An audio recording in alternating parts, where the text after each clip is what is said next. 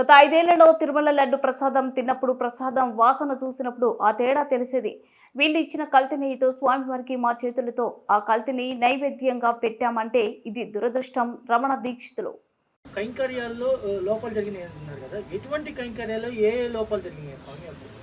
చెప్పాను కదా, ఇదే ప్రసాదాల్లో కల్తీ జరగడం అనేది ఒకటి. అది ప్రసాదాలు తిన్నప్పుడు కానీ ప్రసాదాలు చూసినప్పుడు కానీ అది ప్రతి భక్తుడికి అర్థమైపోతుంది. ఇందులో ముందు ఉన్న సువాసన లేదు, రుచి లేదు, పవిత్రత లేదనేది.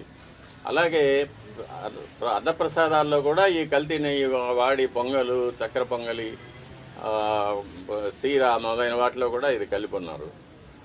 ఇది స్వామివారికి మా చేతులతోనే నైవేద్యం చేయవలసిన దురదృష్టం కూడా మాకు ఏర్పడింది.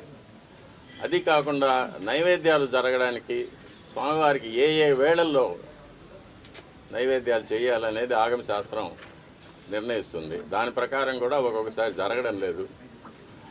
నైవేద్యం చేయవలసిన సమయాన్ని కూడా కుంచి 10 నిమిషాల్లో అయిపోవాలి, 15 నిమిషాల్లో అయిపోవాలి అనేది అర్చకుల మీద ఒక ప్రెషర్ పెట్టడం, త్వరగా ముగించమని చెప్పి వాళ్ళని తరమడం, ఇవన్నీ కూడా జరుగుతూ ఉన్నాయి. ఇవన్నీ కూడా స్వామివారికి జరిగే అపచారాల కిందకే వస్తాయి.